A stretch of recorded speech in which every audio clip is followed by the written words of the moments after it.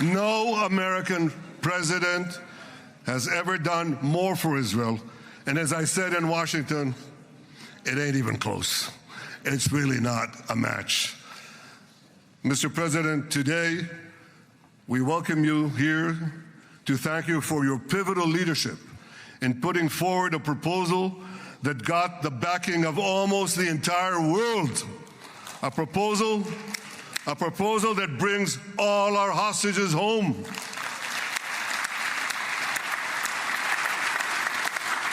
A proposal that ends the war by achieving all our objectives. A proposal that opens the door to an historic expansion of peace in our region and beyond our region. Mr. President, you are committed to this peace. I am committed to this peace. And together, Mr. President, we will achieve this peace. We've done it before. We've done it before in the Abraham Accords, and we'll do it again. Mr. President, today the Jewish calendar marks the end of 2 years of war. That war began on October 7th, on the Jewish festival of Simchat Torah. You always tell me, and you tell the world, remember October 7th. Mr. President, we remember. We remember the thousands of Hamas terrorists who stormed into our towns and kibbutzim. We remember the 1,200 people Hamas savagely slaughtered in cold blood, including dozens and dozens of Americans. We remember entire families burnt alive as they embraced each other. We remember the beautiful young Israelis brutally gunned down at the Nova Music Festival.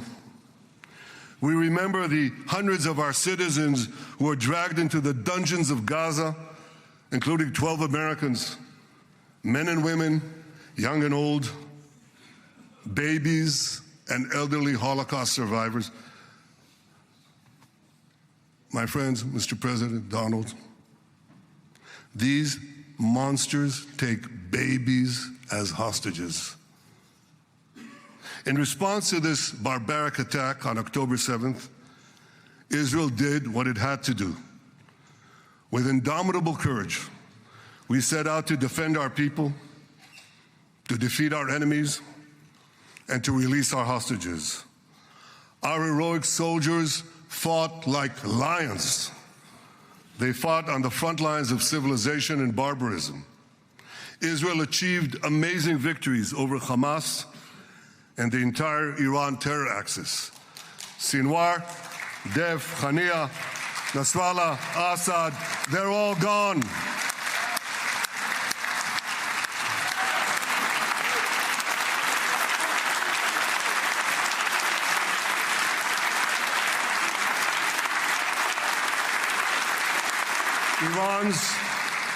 Iran's nuclear weapons and ballistic missile program, with your enormous help, Mr. President, rolled back. Half the Houthi leadership wiped out. But the price of this victory, the price of these victories, has been heavy. Nearly 2,000 of Israel's finest were lost, nearly half in battle. They left behind parents, spouses, siblings, and children. Their love and laughter, their promise and potential were lost forever. To the families of our fallen fighters, many of them are here, I say, I know the depth of your pain. I know the inconsolable grief that will accompany you for the rest of your lives. The state of Israel bows its head in eternal gratitude to our fallen heroes. Because of these heroes, our nation will survive. Because of these heroes, our nations will thrive. And because of these heroes, our nation will have peace. Mr. President, Thousands of our brave soldiers were also wounded, suffering terrible blows to body and soul. Brave soldiers like Ari Spitz. Ari is an American. Ari is an American Israeli who was injured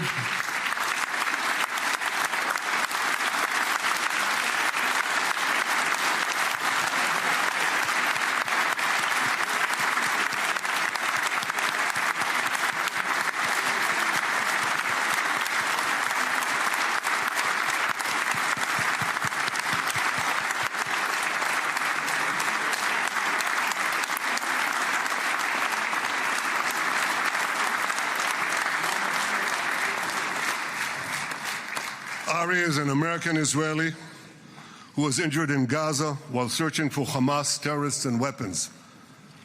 2 of Ari's comrades were killed in this action and 10 were injured. Ari was presumed dead, but made a miraculous recovery despite losing 3 limbs. Ari, stand up for a minute alone. Stand up. There you go. There. Ari, you are the spirit of Joshua. You are the spirit of David. You are the spirit of the Maccabees. You are the spirit of Israel. I salute you. We all salute you.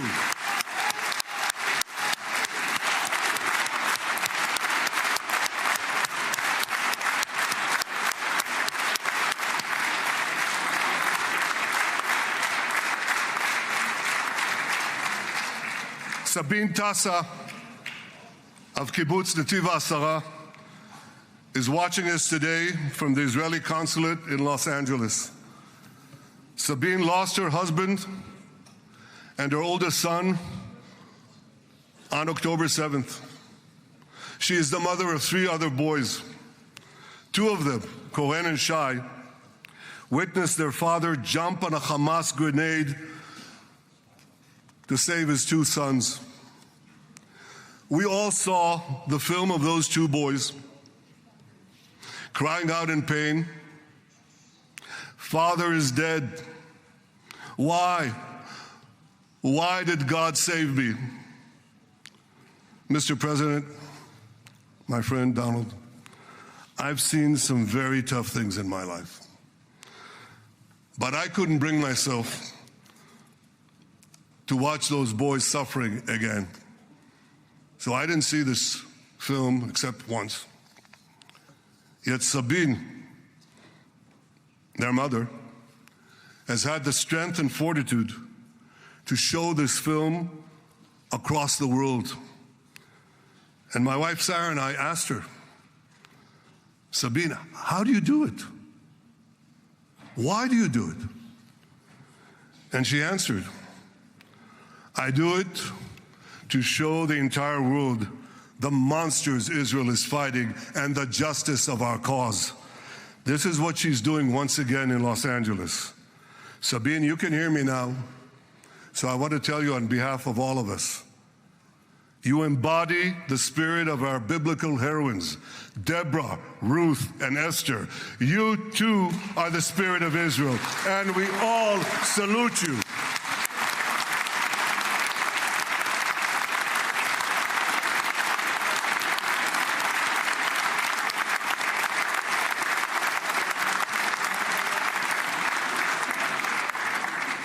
Mr. President, you asked me on our many conversations during the 12-day war with Iran, you asked me, how are the people holding up? And I said to you, our people are strong. Israelis are a nation of lions with unlimited resolve to defend our country and secure our future. The people give strength to our soldiers, and the people give strength to me and to my colleagues. The Jewish people have risen from the ashes time and again, but when we formed the State of Israel and the Army of Israel, we pledged never again would be defenseless against our enemies. And that resolute strength not only assures our survival, it assures our future, it assures peace. We have paid a high price for this war, but our enemies now understand just how powerful and just how determined Israel is. They understand that attacking Israel on October 7th was a catastrophic mistake. They understand that Israel is strong and that Israel is here to stay. And this, Mr. President, is the indispensable foundation of peace. Peace through strength. Ladies and gentlemen, this is a momentous day, a day of great joy as the remaining hostages come home. My wife Sarah and I have met with the hostage families many times. There were no words to describe their agony, only tears of bottomless sorrow and unimaginable pain. At the beginning of the war, I promised to bring all the hostages home.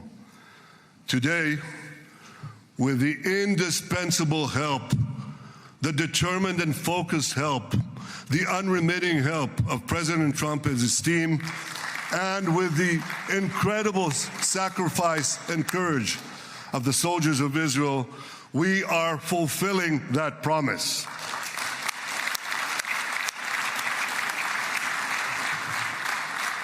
It has been a long journey to get here. In the first week of the war, our brave soldiers put military pressure on Hamas, and the international community put diplomatic pressure on them.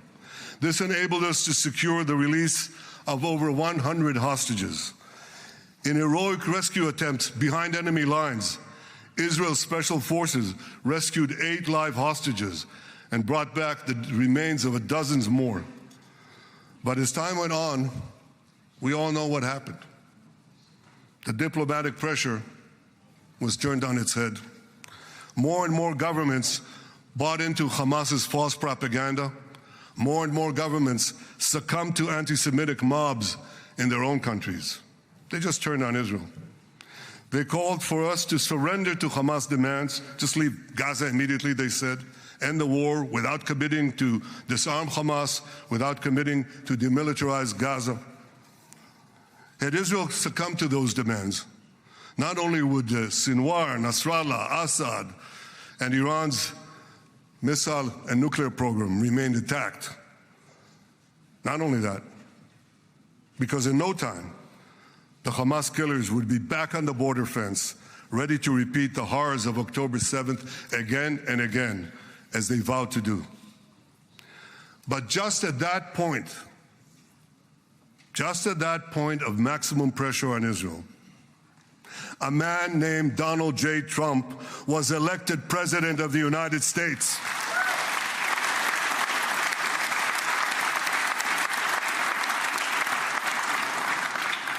And ladies and gentlemen, overnight,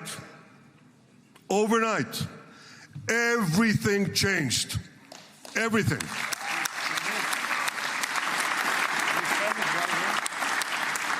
Mr. President, thanks to your unequivocal backing of Israel, we secured a second hostage deal within weeks of your election.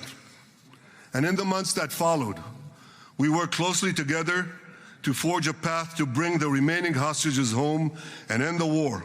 End the war in a way that ensures the disarming of Hamas, the demilitarization of Gaza, and that Gaza would never again pose a threat to Israel. 2 months ago, you fully backed my decision to send the IDF into the last Hamas stronghold in Gaza City. You shared my view that this military pressure would help free the hostages. And despite all the criticism, all the naysayers, we were right. Hamas caved in. And 2 weeks ago, you succeeded in doing something miraculous. You succeeded in doing something that no one believed was possible. You brought most of the Arab world, you brought most of the world behind your proposal to free the hostages and end the war. I want to thank Steve Witkoff, Jared Kushner, and Ron Dermer for their great contribution to this effort.